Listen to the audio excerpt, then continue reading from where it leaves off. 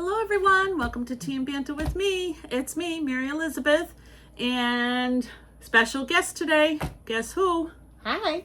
It's Felicia, and it is BB&B Day, Book Buddy Club.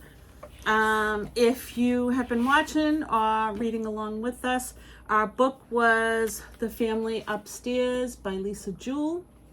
So this is our kind of personal take on it, and at the end Felicia unwraps the next book for next month, which is a little fun because we don't know what we're going to be reading.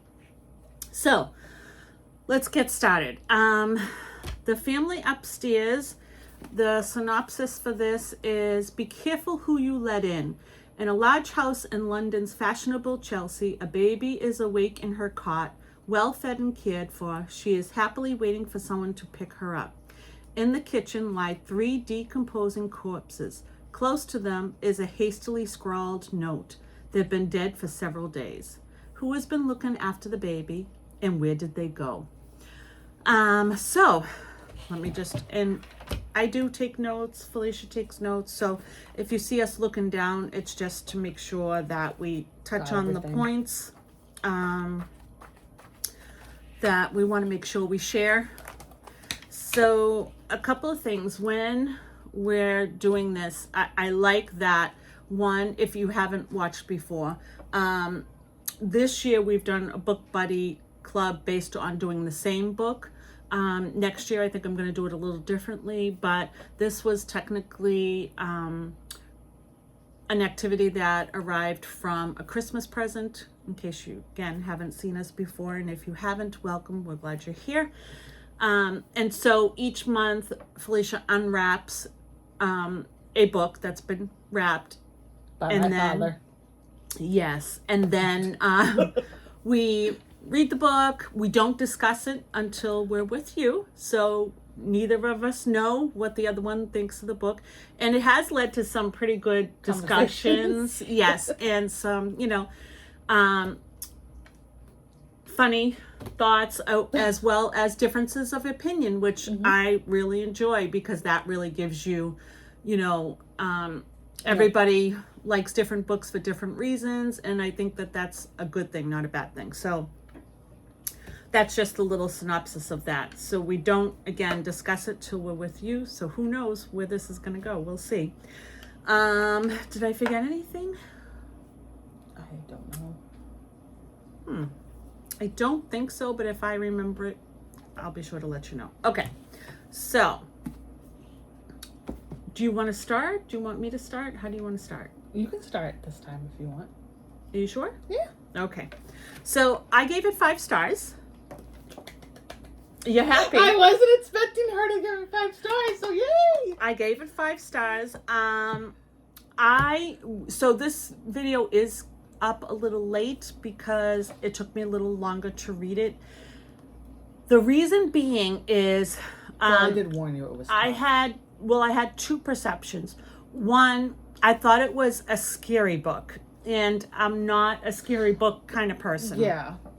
I don't read Stephen King. I know he's a great writer. There are a couple of movies that I like, but I don't really like to read scary.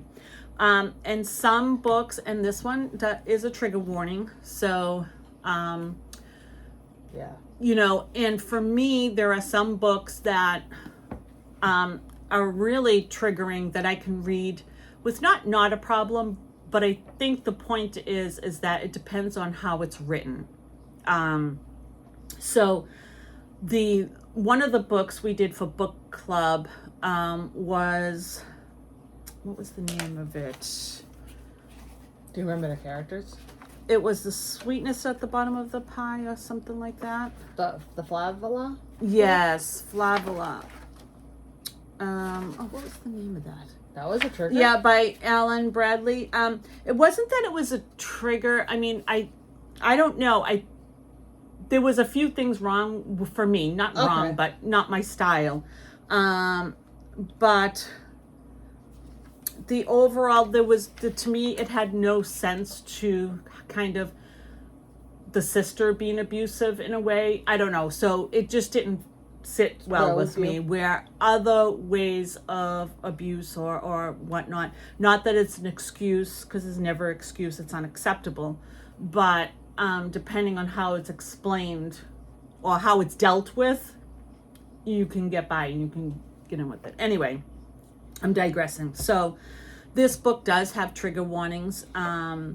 It does deal with abuse. It does deal with manipulation and domestic violence, and mental health overall.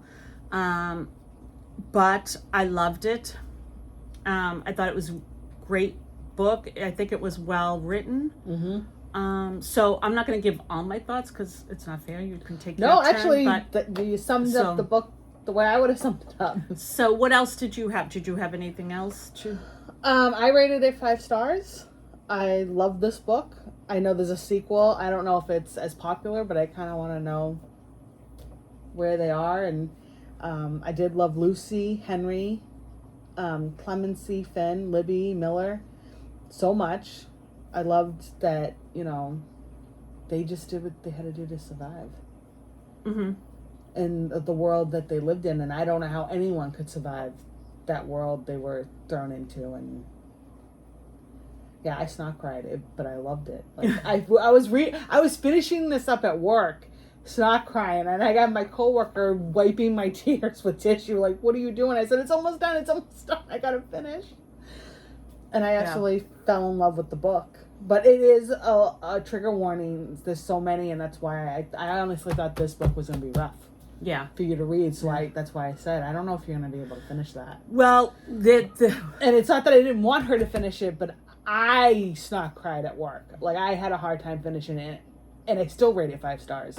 I just didn't know how you were gonna handle this. Yeah. Out of all the books we read, I thought this was gonna be. Yeah, and like I said, I think it's, again, the way things sometimes are written. And one of the things that I'm going to say about this is 2 things I'm going to say about this is I would call this a jumper book. So what I mean by that is it jumps from narrator to narrator and the experience of each narrator, which makes it unreliable. Your narrator naturally can be unreliable because you're only getting the narrator's point of view or the experience at that moment. Mm-hmm. And so it does jump back to that specific situation, and the narrator is a different person, and that aspect is coming in. And so then it kind of ties it all together, and you begin to understand the full picture. But as you're going through the book, the narrator at the time is only giving you a small portion of what's going on. So in that way, it's a little easier to deal with because you're getting bite-sized, and there's more to it. There's more to the story than what that person's telling you. It's just that you have to wait till the other person begins to share what happened while they were in that mix. So that made it more intriguing that you knew you had not complete information, and certainly not, everyone deals with their stuff and it's their experience and their feelings, and that's a true statement. It's fact. It's not lies. It's not anything at all, but sometimes we can only see what we see. So I really loved it. The other thing that it shares is that how mental illness, the importance of having supports or medical supports, or someone there to help you in those times where you are having some mental health issues, and the scariness of someone manipulating and taking advantage of someone who's struggling with mental illness. And I think that was a big piece in this. So it definitely is. So I would call this a unreliable narrator jumper book, and definitely well worth the read. Highly recommend it. I do know the next book is The Family Remains. Mm-hmm. And I believe there's a third book, The Family Upstairs 2, I think it's called. Or it hasn't come out yet. I'm not 100% sure. But I believe there is a third book Oh, wow. in the works or out. Now, I also do know that the second book I believe a lot of people didn't Really like it as much as this one. I haven't read it. I don't know. But what I would say is, like anything, you should try it yourself. Mm-hmm. And not go by other people's opinions necessarily.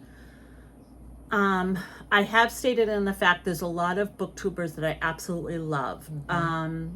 And sometimes I get my best recommendations from them. But what I will say is I only take what I want to take from that. And what I mean by that is that they may love a book. For example, they may be talking about a book that's science fiction and they're gushing and going on about it, and sounds really great, but it's not as big of an interest to me. So I'm not going to pick it up because someone else really loves it. So that's an example. Another example is depending on your own personal experiences. Books affect everyone differently. So someone else can really love a book and someone else can really hate a book.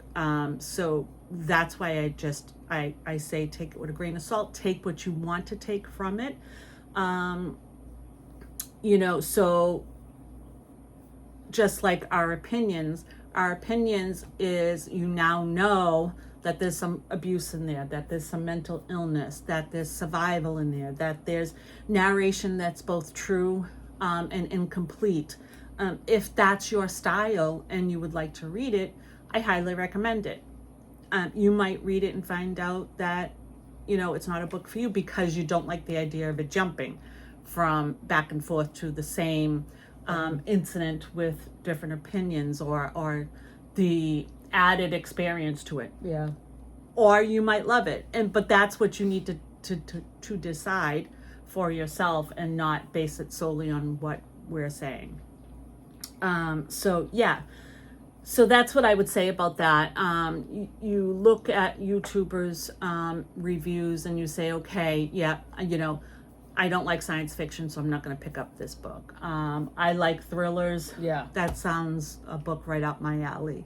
So that's the way I look at it, and that's the information I try to share with you, so that hopefully I'm not giving any spoilers, but I'm giving you enough information for you to make an informed decision as to whether it's a book that you think you might want to try or not. Yeah. So the book is not too chunky, I would say. How many pages was it? 456.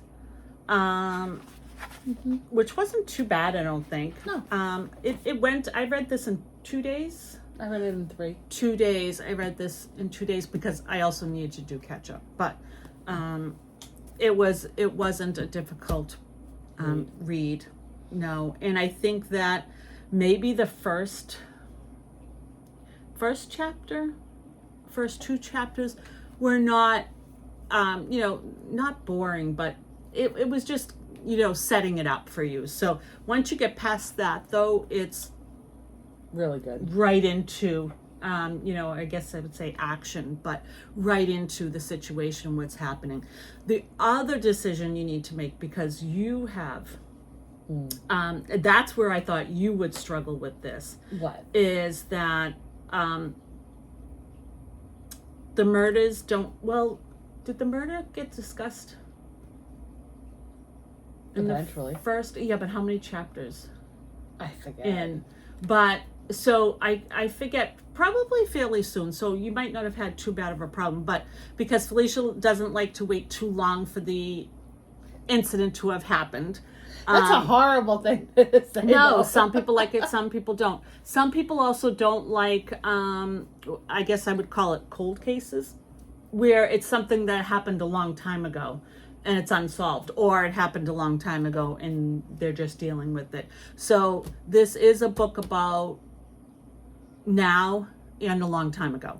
Yes. So again, depending on what you prefer, you might not like the idea of something happening a long time ago. And that's a decision then you would have to make for yourself. I personally didn't mind it because it tied into the now so much that it kind of felt like it was still now, if that makes any sense at all. I mean, the one thing I will say though, I know you didn't find it scary, but 2 of the characters scared me. 2 of the characters scared you? Yes. Yeah, well, but it's only because behavior. Yes. Yeah. It's behavior in terms of, I'm talking about Like, scary, like I'm like not saying the like, evil, poltergeist coming out or whatever. but you know what I mean? that humans, I don't know if I'm wording this right, but certain humans who are clearly unstable, and if they keep going, can become monsters. Yes. And think that they're right and they're doing it for the greater good or whatever it is. And that's scary. Yes. And that's what scared me for these kids. Yeah. Like, how are they going to survive? Absolutely. These 2 people. Absolutely. Yeah. So that's the only thing that freaked me out about the book. But other than that, overall, it was a really good read. Yeah. So there's our take on it. Again, I think there's 2 more books out if you're interested in that. I know the next one is entitled The Family Remains, but I would highly recommend it. Yep, me The too. Family Upstairs. Very good. All right, so now it's time, drum roll please. Well, this looks a little smaller, so It that's does. kind of good, right? You And- get a mixture. If I had a guess, I think it's a Frankenstein retelling. Okay. If I cannot inspire love, I will cause fear. That my clues are lightning, hideous, and life.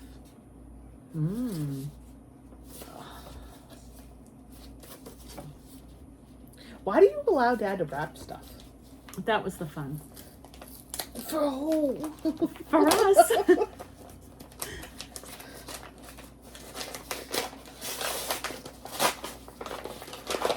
Oh my God! It's just Frankenstein. Yes. So we got a classic. Oh, I got a classic. It is Frankenstein. So that is our book, and coming with the season. Oh, and it's got the quotes on it. I love this. Oh, I'm so happy.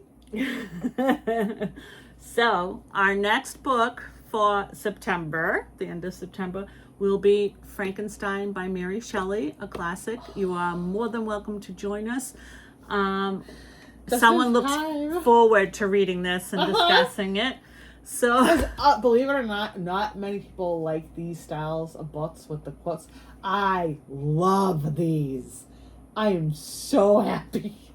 They are really nice. So happy. They are really nice. So, great. Again, so The Family Upstairs, highly recommend it. Our next book is Frankenstein by Mary Shelley. And until next time, I hope that you are all safe and you are all loved. Bye.